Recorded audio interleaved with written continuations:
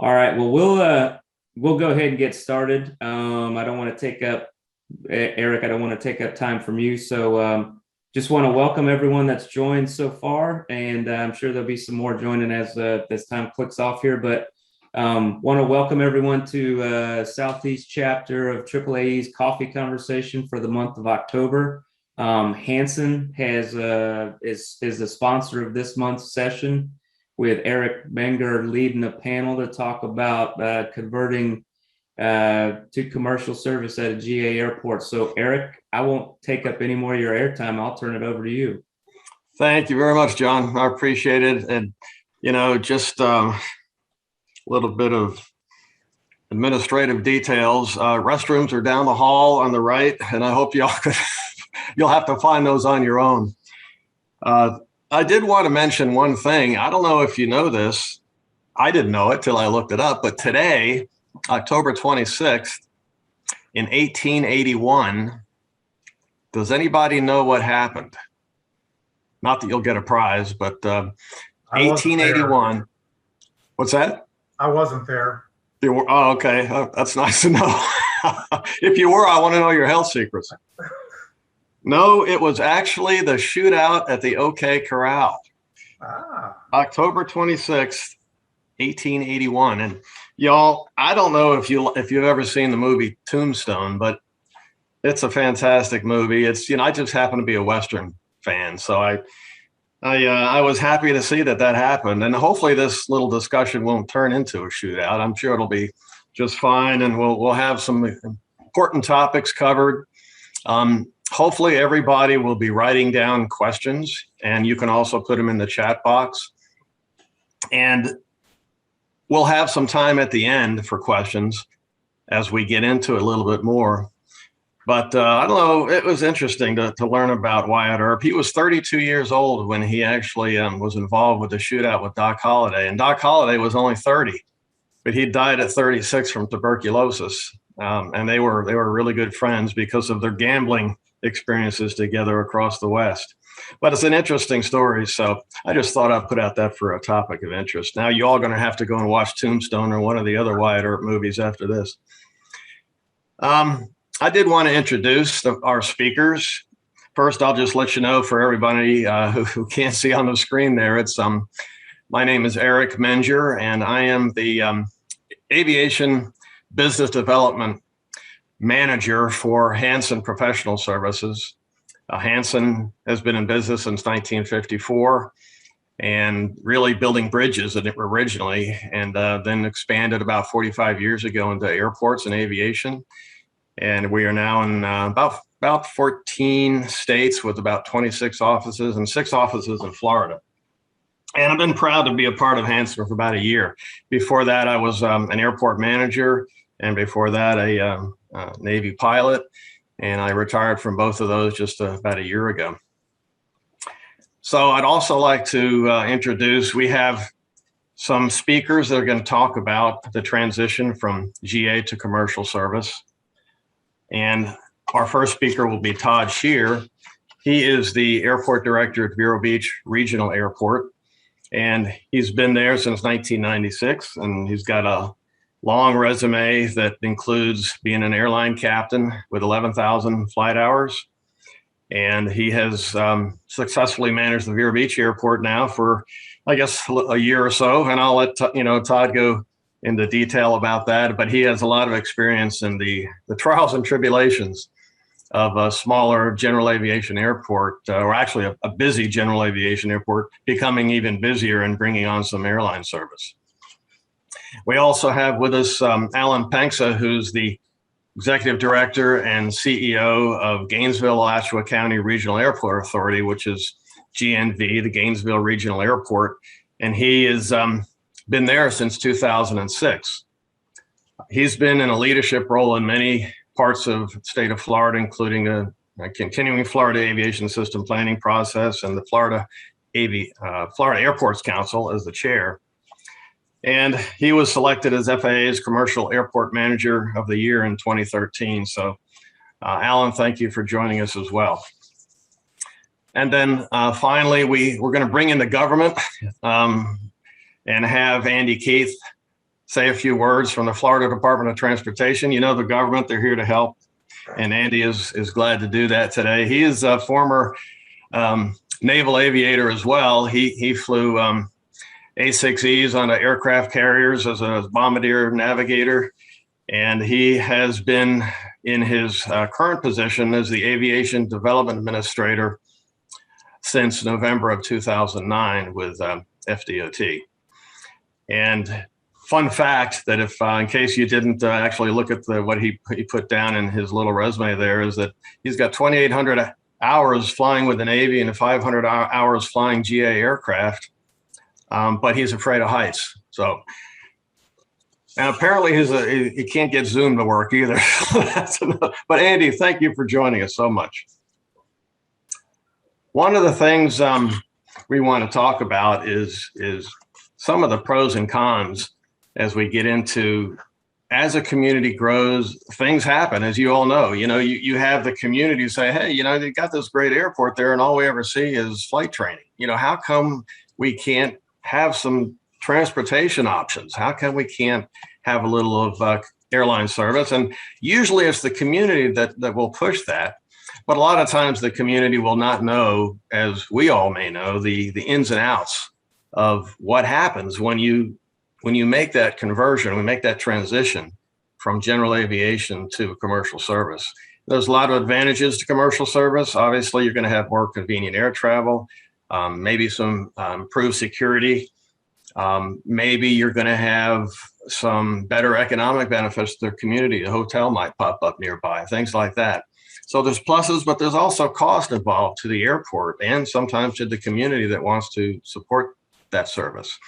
So that's what we wanted to talk about. We'll probably be done around 10:30, 10:45, depending on the questions. But I hope you all will think about, as the speakers do their introduction and they say a few words, what questions you may like to ask them later on. So with that, I'd like to go ahead and introduce Todd, who is from Vero Beach Regional Airport, and to kick it off from Vero Beach, Todd.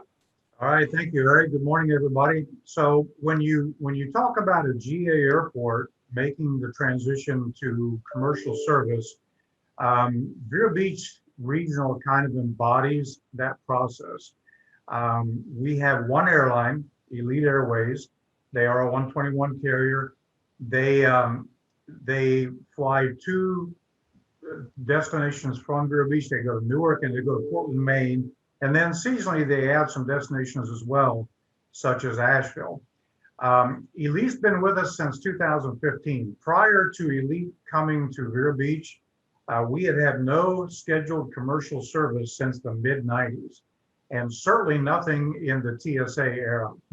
So when Elite came to us to start talking about the possibility of serving Vero Beach through our airport, as you can imagine, just like any other airport making that transition, we had some hurdles to overcome. We did not have a TSA approved airport security program. We needed that. We did not have TSA compliant personnel access and badging systems in place. And so we had to have that. So to meet those demands, we added staff. TSA worked very well with us. They've been very supportive. We also had a couple of things in our favor in that we were already a Part 139 certificated airport. So we didn't have to jump through those hoops. All we had to do was change from being a Class 4 139 airport to being a Class 1 139 airport. And that was fairly simple to do. We also had what I would call a terminal facility that really wasn't set up for commercial passenger screening and holding areas and all those things necessary for scheduled commercial service. We were able to modify the existing building without a lot of trouble in actually a very short amount of time to get to the point where we could accommodate those scheduled operations and the TSA requirements. And that kind of brings us to where we are today. We've jumped through the hoops. We've shored up what we had to shore up. Elite is still with us, although actually they're on a little bit of a break right now because our air carrier runway is closed for resurfacing. But we expect to have them back in the spring. And that's kind of where Vero Beach is right now. Thanks a lot, Todd. And I know there's a lot of work in what you're handling there, and not only in the community side, but dealing with all the operational issues too. So congrats on keeping it rolling, man. Appreciate that. It's the great. I still think that's just the greatest airport. And Alan, if you want to follow up, if you can give us sort of a little bit different perspective, because, you know, being a small airport and having to compete with some of the big guys sometimes, I know can be difficult. But just from some of the things you've had to handle there at Gainesville. Sure. Well, thanks, Eric. Appreciate the opportunity. Gainesville is kind of a unique city in Florida. We don't have a beach. We don't have any resorts. We're essentially a college town that's surrounded by rural areas for the most part. So we cater primarily to a business traveler, although with COVID, since COVID, leisure travel has been really what's been keeping us going as businesses are hesitant to come back. So we consider ourselves in what I like to call the vortex of leakage. We've got some of the lowest fare, lowest yield airports and carriers around us in Orlando International, Tampa, Sanford, and Jacksonville, just to name a few. We also get leakage to High and Daytona Beach, but to a much lesser extent. But Orlando takes about 36% of our traffic, Jacksonville 18, and Tampa 18.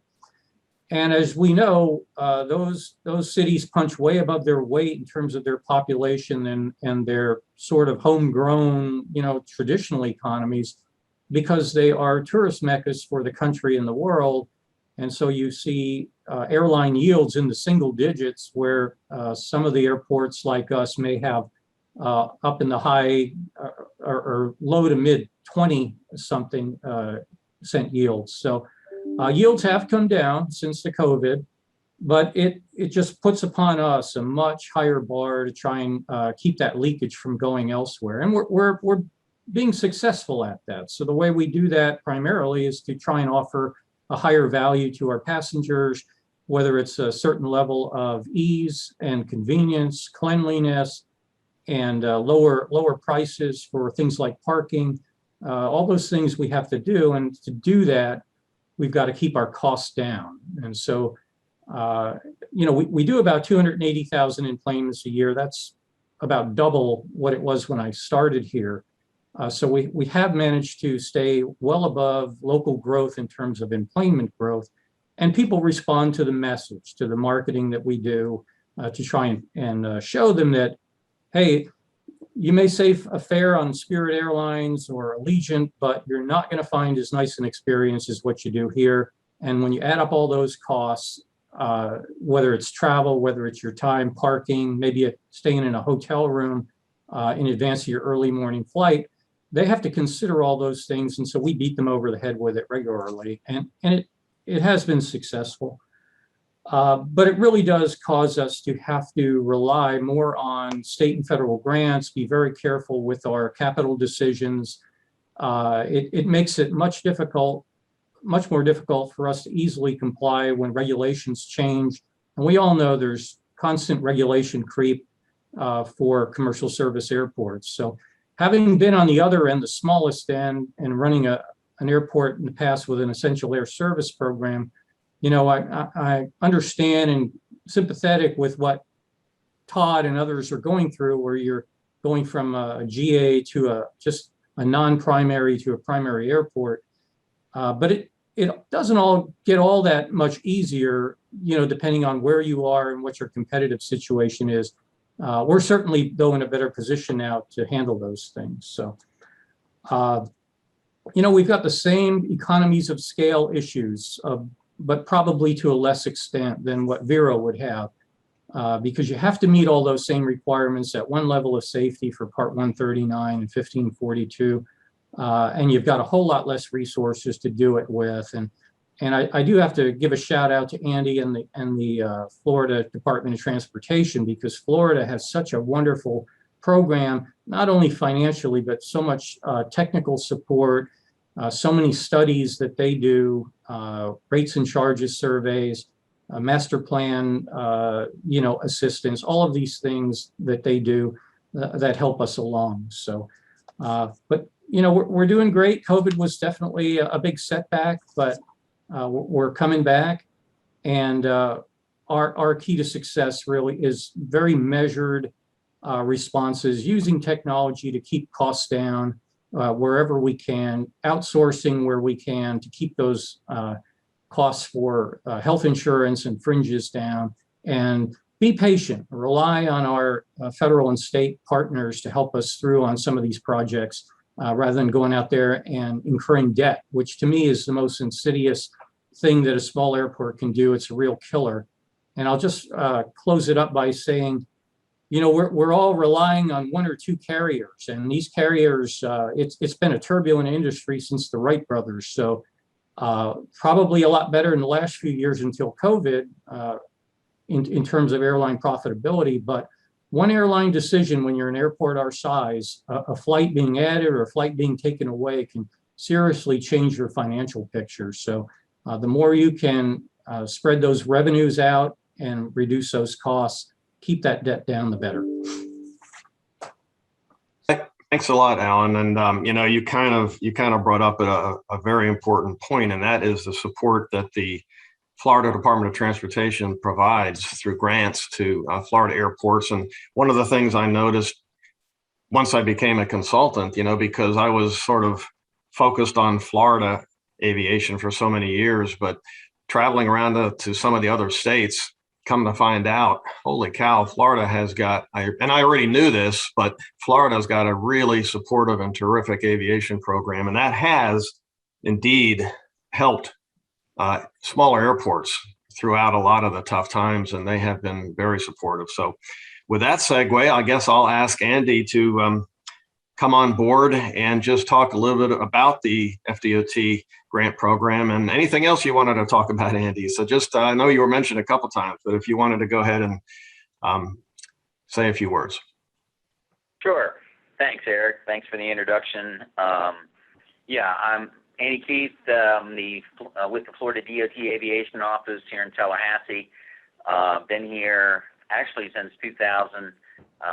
Did the system planning job for the first 9 years, and then got this job 12 years ago as in charge of basically the planning section. Here in Florida, everybody wants to know, how do you do it? How do you get all the money? Well, it boils down to a statute that was passed years ago. It was in place when I got here, and prior to that, and it basically says that 15% of all the state revenues deposited into our, what we call our State Transportation Trust Fund, which is where all the fees and charges and taxes that have to do with transportation get dumped into, they shall be committed annually 15% by the department for public transportation projects in accordance with, and then they list out the chapters that cover seaports, airports, rail, and transit. So our modes basically split 15%. Well, let's put that in perspective. Here recently, and I won't say it was this last year, but in prior years, our total, what we call our work program, or what's in the State Transportation Trust Fund that we're going to use for projects in a particular year, has been running about $8, $9, or $10 billion. So if you take 15%, and that's a minimum of 15%, if you take 15% of $8 billion, that's a lot of money. Even if you cut it up 4 ways, it's still a lot of money. So we are blessed, we are fortunate to have that as part of a statute. Maybe in each one of the other states, they can see about their legislatures trying to infuse a little more state funds into it, because we do have the largest state-funded program in the country, but that's nothing that we do about it. It's something that was put in place years ago. Also, with those statutes, and the 800-pound gorilla in the room here, I know for some people, is how we split that money up. And obviously, we have other statutes as well that cover that. One of them in particular has to do with our funding program, and it's under a thing that says administration and financing of aviation and airport programs and projects, the state plan. So one of the paragraphs, and this is where it gets down to the difference between a commercial airport and a GA airport, and this was years ago when this was put in. It said, when federal funds are not available, the department may fund up to 80% of master planning and eligible aviation development projects at publicly owned, public operated airports. So obviously we cannot fund any privately owned airport. Some of them that are open to the public are part of our system plan, but they're not part of the funding mechanism by statute. It goes on to say, if federal funds are available, the department may fund up to 80% of the non-federal share of such projects. And then this final statement, and I don't know who put it together, but it leaves room for interpretation. It says, such funding is limited to airports that have no scheduled commercial service. So somebody thought that was going to solve all the problems. Well, actually, all it did was make it such that we had to then try and figure out what do we use as a measure of whether they're a commercial service airport or not. Well, we could go to the FAA and see when they determine that an airport is has commercial service. I mean, one of my staff even pointed out, well, with that, they could have one enplanement on one scheduled airline, and now suddenly they're a commercial service airport, and our funding, which is in an earlier paragraph of the statute, says that we can fund 50% of projects. So this particular paragraph talks about what can be funded at GA airports. So we looked at that evidently years ago and said, you know what, we're just going to take what the FAA says is a commercial service airport, and at the time, they were not designating airports as commercial service until they got above, at least as primary, until they got above 10,000 enplanements. And then they would not put them back as a GA until they dropped below 2,500 enplanements. Now I say they have been. Here recently, we have an airport that they do get air taxi, air charter. They're a big GA airport, one of our big cities, and somebody mistakenly marked in their report of enplanements that has to go in each month, they marked it in the scheduled instead of the non-scheduled, and suddenly Fort Lauderdale Executive in the FAA's minds is a commercial service airport. Well, first of all, they're not Part 139 certificated, and they don't want to be a commercial service. But so but that's the measure that we've been using and that we had to come up with as what's known as an interpretive agency, the Department of Transportation, which this statute applies to. There are times, as I'm sure everybody is aware, that certain statutes leave things kind of vague. So you have to do a little interpretation. And so that's the way we interpreted it. So that if they went above 10,000, they are a commercial service. If they went below 2,500, they're back to being a GA. And that would only be done once a year because we have a work program that goes out 5 years. We try and keep everything as predictable as possible so the airports know what projects they're going to have funded out to 2, 3, 4 years ahead of time. And that way they can get their local match ready for the projects. So that's the dilemma that we have, and we've over the years we have had a number of airports that have gone into commercial air service and then came out again. A good example that I remember when I first got here years ago, a little airport down in the Keys called Marathon. They had decided they wanted to be commercial service. They were Part 139 certificated, and they ended up getting, I think it was Delta Connection to come in there. Well, we helped them build a really nice terminal, and then the service started coming in, and it was in there, I think, for about 6 months, 6 to 8 months, and they ended up they got good load factors on their flights, Unfortunately, because it was in the Keys, they were all tourists, and they weren't paying the high prices, and they weren't getting very much business travelers. So after about 6 to 8 months, they decided to pull back out again. So within the space of 6 months to a year, an airport went from GA to commercial and back to GA. We've had other airports, the same thing has happened, and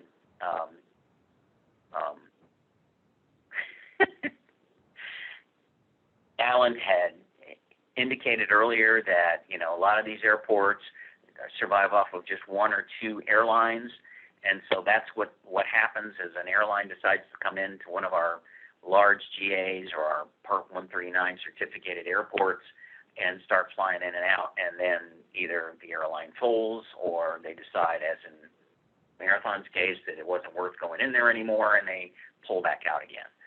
So it's something that we've been talking about for the last few years in terms of what to do about it and how we can help those airports. We in the department, obviously, we've got our hands tied with the statute. So if somebody changes the statute, then we'll go by the statute. So, but that's what's going on here in Florida. Anybody's got any questions about our program or how we do this and the way we do? All I can say is that we all love aviation and we all want to help the airports, and we've got people out in the districts that help them directly. We've got about 7 districts here in the state that spread all the way from Miami up to Pensacola, and each district is a little different, but they do have airports and everything. We've got a pretty good spread of our 130 public use airports here in the state. So we've got 4 large hubs. We're the only state with 4 large hubs, and we've got 19 now commercial service, and the rest are GA relievers plus regular GAs. So that's about it for me, unless anybody's got questions. Well, thanks a lot, Andy. You guys do a great job up there, and I know at least the Florida folks that are on board here on the call are very appreciative. I'm sure I speak for them as well. So keep up the good work. Sometimes you're absolutely right about a statute that can be left up to interpretation. You know, we had some issues with ad valorem taxation a few years ago because of the same problem with a Florida statute that just was not clear enough because it was written by legislative staff that may or may not had the proper experience with ad valorem taxation, you know. And so that's been going back and forth with court battles for years because of that. So certainly legislative laws are important. They need to be written, and they have to be improved over time if they're not written correctly the first time. But you did mention that that issue with, once an airport goes over 10,000 enplanements, it becomes commercial service. And when that happens, the state grant funding is reduced, which is a problem for smaller airports that do not have the benefit of revenues coming in from passenger facility charges, rent-a-car fees, things like that larger commercial service airports are able to collect and offset the loss of the grant funding reduction. So that is an issue. I know that some airports are sure they want to stay general aviation, no issues. Some of them are just booming, and busting at the seams. There's airports in Florida. You mentioned the 4 hubs. I mean, there's never going to be any issue in that regard for those airports that are already on those ends. But those in the middle, the emerging commercial service airports that may be, because of geographic location, because of community pushing, various reasons, airlines that want to expand in a certain area, they're going to find themselves with this issue where they now have commercial service or are looking at going that route and may also be losing some grant funding in the process. So, but with that, I'd like to sort of open it up for questions. We only have about 15 more minutes, and I do see one there. I'll go ahead and read it. This is a question, it doesn't say who it's for, so I'll just read it, and anybody can, any of the panelists can respond if they like. And you can probably see, hopefully you all have the chat box open, you can read it. For those who don't see the chat box, it says, under FAA guidelines, federal matches are not reduced until an airport becomes classified as a medium hub commercial service airport. FDOT does not break commercial service into different subcategories like FAA does. The year that Vero Beach surpassed the 10,000 enplanements threshold, the next closest airport had over 23,000 enplanements. So it's not really a question so much as a comment, but I guess the point there that the FAA does not reduce its funding from 90% to 75% until an airport reaches medium hub, which is in the neighborhood of, maybe I'd need Alan to chime in, but I think it's around 2 million enplanements. Isn't that right for a medium hub somewhere? I mean, it varies, it's a formula, but when you're at that level, you've got PFCs, but if you're not at that level, now you're losing state funding, at least you retain the FAA. How does that impact a smaller airport? Well, Eric, you always have that question, what is the sweet spot where you need that additional assistance? And, as we say in this business, you've seen one airport, you've seen one airport. So you've got those GA airports they're really land rich. So they may have that advantage. They might have that +1 where they're located in an area that has a military base or a lot of federal investment, large federal facilities. You might have resorts and, theme parks or whatever that you're close by, or just your general level of economic activity is very high. And so enplanements don't really cover all the gamut of what you're experiencing. So it's really tough when you come up with a certain number that applies to everyone because, we're all different in terms of the demographic that we have. So, in our case, in Florida, we go to 50% for commercial service airports. But as Andy said, that could be an airport with fairly low number of passengers, much lower than us even, but certainly much larger than the hubs and medium and large hubs and small hubs that we have out there. But those airports still need probably 2 ARF trucks to do what they have to do because, if one goes down for maintenance or scheduled or unscheduled, they've got to have another ARF truck to maintain operations. They still have to have, a same basic staff and infrastructure in place. And they may be at pretty low capacity on their airfield infrastructure. But the fact is, it's a piece of pavement. You've still got to maintain it, whether it's at 60% of capacity or if it's at 20%, and you still have to have the same runway length and lighting and all those things. So one thing that's not often talked about, though, in terms of the state program is that, most of our large commercial airports, they also have a GA facility. And so while people like us and Vero and Tallahassee and a lot of other airports really rely on a mix of general aviation and airline business to keep those airports maintained, keep the costs down. Some of those airports, the big hubs, they have 1 or 2 GA executive airports. Those airports are getting funding at a higher level in terms of state funding at 80% for their hangar assistance, fuel farms, and things like that, runway jobs and what have you. Where if you're a small commercial service airport, you may do only 15,000 enplanements, but you're at 50%. So, it's a great program. It's done tremendous work here in Florida. But if you've seen one airport, you've seen one airport. It's hard to shoehorn everybody into an enplanement level. Yeah, that's well said. And I know that there's multiple issues that may or may not fit into each airport category. So that's absolutely right.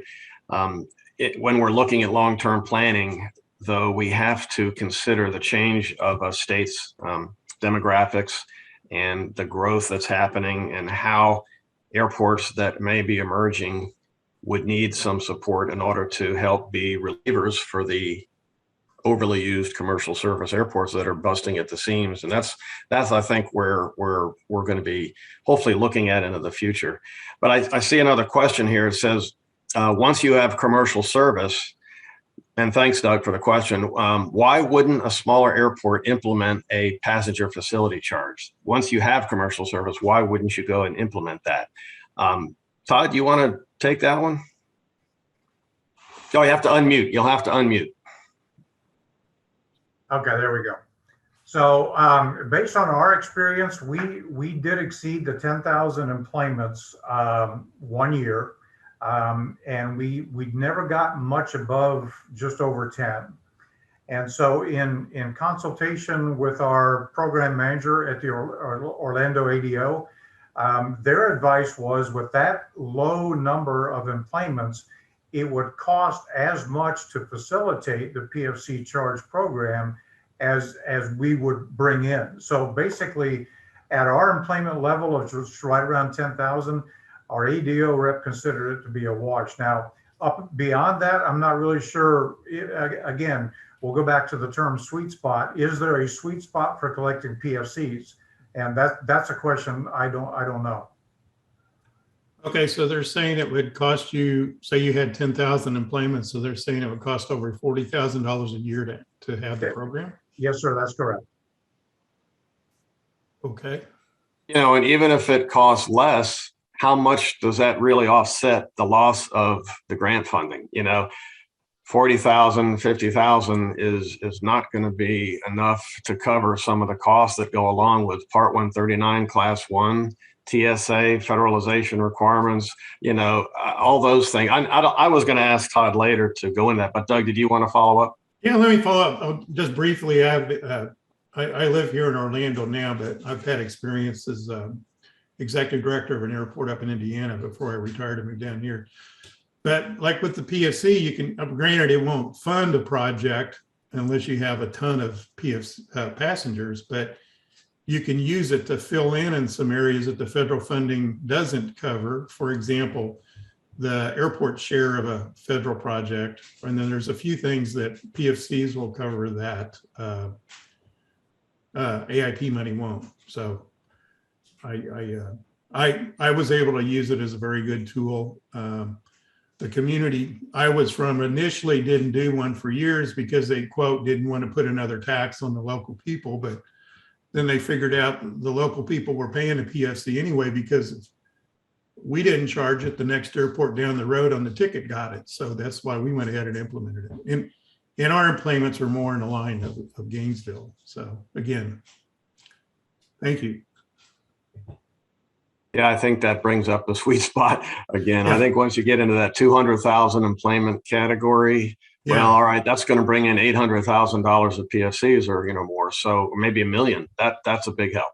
Well, but in our experiences, we maybe spent rough and tough, and this was years ago, $40,000 with a consultant to get the PFC set up. But once it was set up, it didn't cost us anything to implement. I mean, there was some accounting work involved, but we already had the accounting people to do it. So I find it hard to believe it costs that much to have a PFC program. Anyway, thank you. Good comments. Good comments. I was going to real quickly, just Todd, if you wanted to elaborate a little bit more on the operational costs, you know, that Vero has had to cover in order to have a small airline that didn't really bring a huge revenue stream to the airport, even though it might have helped with the economic impact to the community as a whole. I don't know if you want to cover that real quick. Well, we did try to come up with a number that you could apply to what it costs us to have air carrier service. But it's a little difficult because we already had Part 139 certification, and our intent was to always be a 139 certificated airport, whether we had commercial service or not. So it was something that we were already doing. We were prepared to continue to do. We the last use agreement we had with Elite, they were paying us for counter space in the terminal. They were paying us a share of the security that our off-duty police officers provide during screening operations, and it was in the neighborhood of just under $4,000 a month is what they were paying us. So it's really hard to assign a direct cost when some of the things that you have to have commercial service, you want to have anyway, because it makes you a safer airport in my mind. The one thing I'd like to pass along, if you don't mind, Eric, if there's any airports that are in on this, that are considering, making the transition from GA to commercial service, it almost sounds like it's all doom and gloom, and it's certainly not. I can tell you that from our experience here at Vero Beach, when a GA airport starts hosting commercially scheduled airline service, their status within the community as a whole rises dramatically. The public perception here of the airport just rose incredibly when we started offering scheduled commercial airline flights, even if it was going somewhere nobody else wanted to go. It just gave the airport some relevance, and it happened almost overnight. That was something that we really didn't expect, but we were happy to see it, because as most GA airport people know, the airport is generally looked upon as a rich guy's play toy, to keep his airplane at when he's not flying it. And then along with that positive perception comes a lot of positive press. So there's good things that come out of making that transition as well. You just have to make sure that you're aligned with all the things that are going to come at you down the road so that you can continue the service. Thanks a lot, Todd. Well, unless there's any other questions, I think we're going to try to wrap it up here, because I know you all are very busy, and we did we were going to originally do these things at 30 minutes, and that was it. And usually they ended up going over. So we ended up saying, all right, let's just make it a 45-minute. But if there's no other questions, we'll just go ahead and close it up. I do want to thank all of the folks that participated, Todd, Alan, Andy, and everybody who also participated with the SEC AAAE membership, and those who may not even be members, because I think there was a few out there that we brought in via Zoom link. But I think it was well received. And, I also want to thank the corporate committee of SEC AAAE that actually put this together, and there'll be others to follow. So with that, I guess thank you all, and I'll turn it over back to John. All right. Thanks, Eric and Alan and Andy and Todd. A great discussion, great panel. And I think the chapter really appreciates the time you guys spent with us talking about this topic. So, yeah, I think with that, we'll close this session out. There will be a video recording, and we'll make that available later on the chapter website. And with that, I will wish everyone a happy Tuesday. Enjoy the rest of your week, and we'll get back together for another coffee conversation on the topic of construction procurement delivery with Messer Construction on November 10th. So thanks, everybody. Have a good I expect you all to go see Tombstone. Go watch the movie after this. Thanks, Thank everybody. you. Bye. Thanks, John and Eric. Take care.